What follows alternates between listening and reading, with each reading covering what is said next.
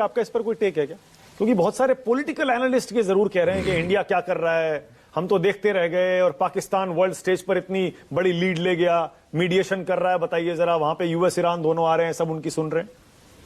देखिए, इंडिया करता है ना करता, लेकिन पाकिस्तान क्यों कर रहा है इसकी तकलीफ है लोगों को।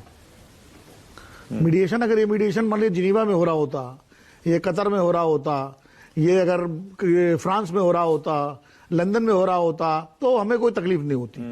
हमें तकलीफ ये है कि पाकिस्तान में क्यों हो रहा है। हमें तकलीफ ये है कि पाकिस्तान में क्यों हो रहा है। खुद भारतीय एनालिस्ट गोदी मीडिया चैनल पर बैठकर एक्सेप्ट कर रहा है कि हम भारतीयों को यही तो तकलीफ है कि ये सब कुछ पाकिस्तान में क्यों हो रहा है। बाकी चाहे बेशक जिस दुनिया भर में कहाँ भी होता, सिर्फ पाकिस्तान में नहीं होना चाहिए था। ये तकलीफ है हमें। मान गए हैं आखिर, जेडी वेंस के आते ही मान गए हैं, क्योंकि कल रात तक प्रोपेगेंडा करते रहे कि जेडी वेंस ने नहीं आना, क्योंकि जिस खुद एक टेरर स्टेट जो है, बिल्कुल, जिस पाकिस्तान को भारत ने अपने प्रयासों से आतंकवादी देश की सूची में डलवा दिया था, और जिस तरह से उसको लेकर के पूरी दुनिया में, यानी मुझे तो ओबामा का भाषण याद है जो भारत के पार्लियामेंट में आगे दे गए थे कि हेवेंस ऑफ द टेरर जो है, we will not tolerate in the South Asia neighbouring countries. इस तरह कुछ भाषण था उन्होंने पाकिस्तान के लिए इंगित करते हुए कहा था। नाम तो नहीं लिया था, बट इंगित किया था पाकिस्तान को।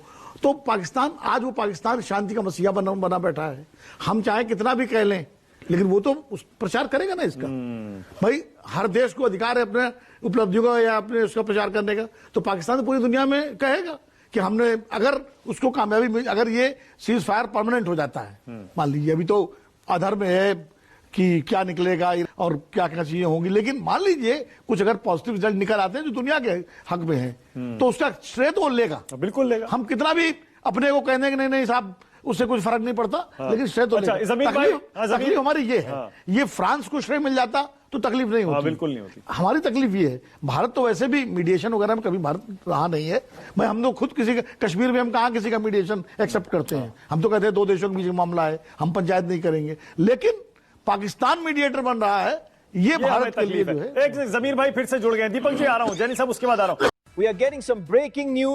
कुछ क्लिप्स दिखाता हूं मैं आपको जी, जो इस वक्त बड़े चल रहे हैं, क्योंकि तकलीफ बड़ी है हमारे पड़ोस में। तो वो तकलीफ आप देखिएगा और महसूस होइएगा कि हम कितनी कामयाबी, अल्हम्दुलिल्लाह, अल्लाह का फजल व करम है हमारे ऊपर के पाकिस्तान, जिसे ये भारतीय तनहा करने निकले थे, पूरे वफूद बनाकर दुनिया भर को भेजे थे कि पाकिस्तान जो है वो टेरर फाइनेंसर है। हम कह रहे थे कि हम विक्टिम हैं, ये कहते थे नहीं ये फाइनेंसर है। और अब क्या कुछ हो रहा है, दुनिया भर से हमें क्या क्या पैगामात आ रहे हैं। जब भारतीयों की जुबानी आप सुनेंगे ना तो आपको मजा आएगा। ये वीडियो जरा देखिए, कल रात क्या कुछ ये भारत का गोदी मीडिया कर रहा था कि जेडी वेंस का टेरर आधे रास्ते से वापस मुड़ गया। जरा सुनिए। News from USA about the plane of US Vice President Mr. J.D. Vance. It is a fully exclusive story from our Israeli sources. Sources क्या है? Israeli sources. J.D. Vance will not reach Pakistan. There remains a high chance that he will divert his plane in the middle and go back to USA. No one wants to give any credit to Pakistan. I hope the US realizes this, that J.D. Vance should not reach Pakistan. Currently, there are prayers happening in Padmanabhaswamy Temple, where Prime Minister Modi has given the local pundits 3,000 rupees each to start praying that the plane of J.D. Vance disappears before reaching Pakistan. Disappear हो गया था जी रास्ते में से ही JD Vance का तैयारा, और वो कहीं और निकल गया, और वहीं से वो वापस यूएस चला जाएगा, क्योंकि वो पाकिस्तान को क्रेडिट नहीं देना चाहता।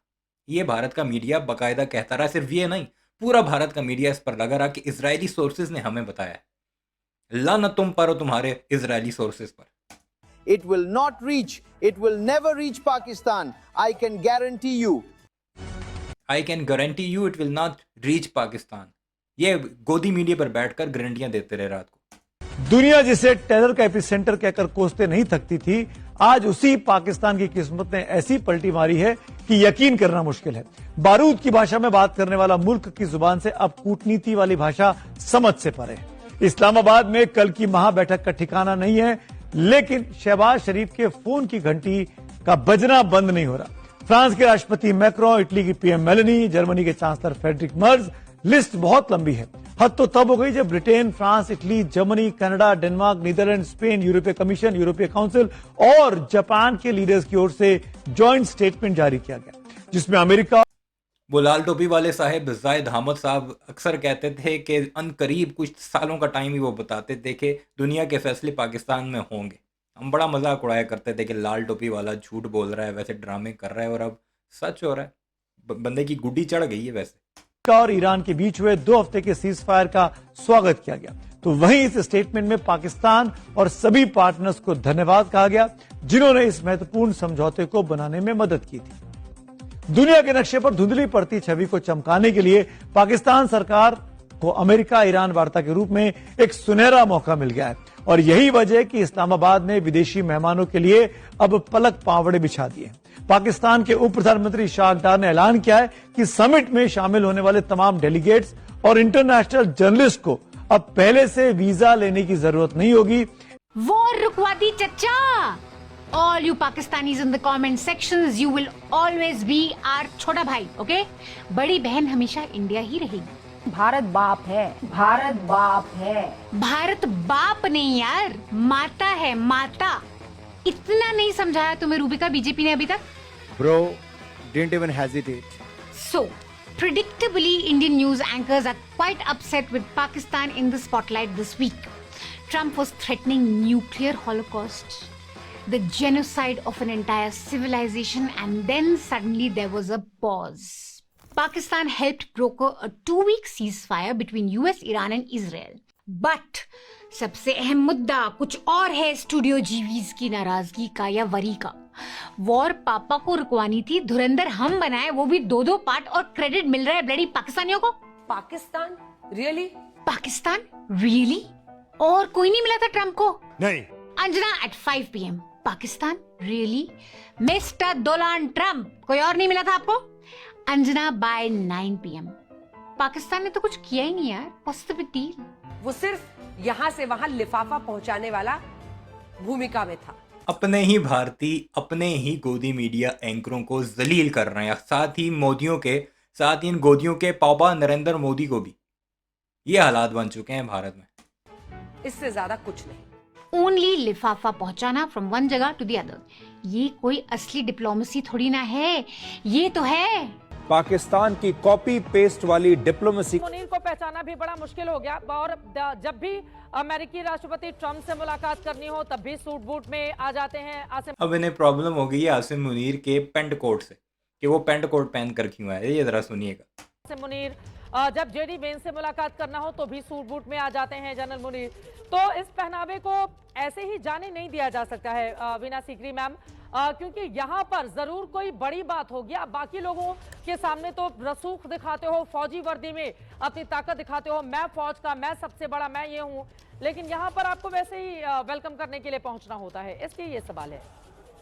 नहीं, देखिए अब ये देखिए आसिम मुनीर जो हैं वो अपना रुख इसलिए बदलते रहते हैं क्योंकि वो जहाँ पे उनकी सूटेबिलिटी हो वो दिखाना चाहते हैं कि मैं वैसा भी हूँ। वो दिखाना चाहते हैं वाइस प्रेसिडेंट जेडी वांस को कि मैं प्रो पीस हूँ, मैं पीसफुल हूँ, मैं अपने मिलिट्री की वर्दी नहीं पहनूंगा। भारत ने बहुत अच्छा करा, भारत इसमें पड़ा। अब जी इस वीडियो में हम गोबर आर्या की सुनते हैं। ये वही गोबर आर्या है जो ये कहता था कि नरेंद्र मोदी ही ये जंग रुकवा सकता है, और क्रेडिट भी देता था यूक्रेन और रशिया की जंग रुकवाने का, जो कि अभी तक चल रही है। पोपा के एड्स भी बनाए, उसकी पीआर भी करवाई, जंग वहीं की वहीं है, वैसी की वैसी लगी हुई है रशिया और यूक्रेन की। और इस जंग के बारे में क्या कुछ कह रहे, जरा इरशादात मुलाहिजा कीजिए गोबर साहब के। पढ़ाई नहीं, पढ़ना ही नहीं है इसमें, इन चक्करों में पढ़ना ही नहीं है। दूर से आप पढ़ोगे, आग की लपटें आपके घर तक आएंगे और आपकी दुश्मनियां बनेंगी। क्यों? हमारे ईरान के साथ अच्छे रिलेशनशिप है, चाबहार में हमारी इन्वेस्टमेंट है। क्या ईरान के साथ अच्छे ताल्लुकात हैं इसके। इजराइल को जाकर एक दिन पहले इसका बाप फादरलैंड कहकर आया, और ये बेशर्म खुद उसी इराकची को, अब्बास अराकची को सुअर कहकर पुकारता रहा। जब पाकिस्तान और भारत की जंग लगी हुई थी और वो पहुंचा था इंडिया में, तो इसने बाकायदा पिक्चर लगाकर, मैंने अपनी वीडियोस में अक्सर वो दिखाता भी रहता हूँ वो क्लिप, जिसमें बड़ा बड़ा पिग भी लिखा और कहा सुअर का बच्चा है ये आ गया जी अब पाकिस्तान को इंडिया से बचाने। ये हालात हैं इस बेशर्म के। अभी कहता है कि बड़े अच्छे ताल्लुकात हैं। हाँ ठीक है, अच्छे रिलेशनशिप है ईरान से। हमारे गल्फ कंट्रीज से जो मुस्लिम अरब कंट्रीज हैं उनके साथ बहुत अच्छे रिलेशनशिप है। मोदी जी को हाईएस्ट सिविलियन अवार्ड मिल रखा है, और अभी डॉक्टर जयशंकर कहाँ जा रहे हैं? यूएई जा रहे हैं ना। हमारे सबसे अच्छे रिलेशनशिप्स हैं। ये पीस टॉक करवाने के चक्कर। यही तो मसला है। तुम्हारे भारत के जो अकल रखने वाले एनालिस्ट हैं वो कहते हैं कि जिस भी जगह जाता है दांत निकाल कर कोई ना कोई अवार्ड लेकर आ जाता है, जिस अवार्ड का कोई फायदा ही नहीं होता, दुनिया पूछती तक नहीं है उसके बाद। इसराइल में गया, वहां भी एक अवार्ड पहन के आ गया, यूएई गया, वहां पर भी एक अवार्ड पहन के आ गया। उस अवार्ड का क्या फायदा जब दुनिया पाकिस्तान को पूछ रही है, तुम्हें कोई मुंह तक नहीं लगा रहा। चक्कर में क्या हुआ पाकिस्तान का, आज की तारीख में दुबई कह रहा है कि हम तुम्हें वीजा नहीं देंगे। आज की तारीख में सऊदी अरेबिया इनसे बात करने को खुश नहीं है, वो अपने पैसे मांग रहा है। और जाहिल के बच्चों, सऊदी अरब का फाइनेंस मिनिस्टर आज वापस गया है पाकिस्तान से। वो क्या एग्रीमेंट हुए हैं, कुछ बिलियन डॉलर्स की डील्स हैं, वो अभी खुलकर सामने नहीं आई, वो भी आएंगी इंशाल्लाह। और वो पूछने को तैयार नहीं। पता नहीं कहां कहां से ये कहानियां करते रहते हैं। और यूएई ने तो अपने $2-2.5 अरब वापस मांग भी लिए कि बेटा जल्दी दो। समझ रहे हो मेरी बात? हाँ। इनको मिला क्या? मुझे एक बात ये समझ में नहीं आ रही, इनको ये पाकिस्तानी नहीं, वो तो ठीक है, आई लाइक इट। देखो मिला तो यही, लेकिन इनको बेवकूफ के बच्चों को, मैं अशराफिया को बोल रहा हूं पाकिस्तानी, इन बेवकूफ के बच्चों को इतनी बात समझ में नहीं आई। ये 1400 साल पुरानी लड़ाई है, उसका जियोपॉलिटिकल एक्सटेंशन है, उसके रिलीजियस एक्सटेंशन है, उसके फाइनेंशियल, उसके हर जगह से वो, ये मामला 10 डोनाल्ड ट्रंप आ जाए, 10 डोनाल्ड ट्रंप, ये मामला नहीं सुलझा सकते। बड़े बड़े 30 मार खान, बड़े बड़े खलीफा आ गए, वो नहीं सुलझा पाए। यार क्या बात कर रहे हो? ये बीच में हम सुलझाएंगे, पता नहीं कहां से इतना कॉन्फिडेंस आता है। जो कॉन्फिडेंस तुम्हें आता है झूठ बोलने का। हमें क्या फायदा हुआ? हमें यही तो फायदा हुआ कि तुम रो रहे हो। हमें सबसे ज्यादा फायदा यही चाहिए कि हमारा वो दुश्मन, अजली दुश्मन, जो कि हमारे वजूद का अभी तक इनकारी है, वो रोता दिखाई दे। और हम देख रहे हैं तुम रो रहे हो, तुम्हारा पूरे का पूरा मीडिया रो रहा है। ये देखिए हालात हो गए हैं पूरे के पूरे भारत के गोदी मीडिया के। आपकी क्या राय है सारे मामले पर? कमेंट सेक्शन में ज़रूर बताइएगा। चैनल को सब्सक्राइब नहीं किया तो ऐसी वीडियोस के लिए उसे भी ज़रूर सब्सक्राइब कीजिए।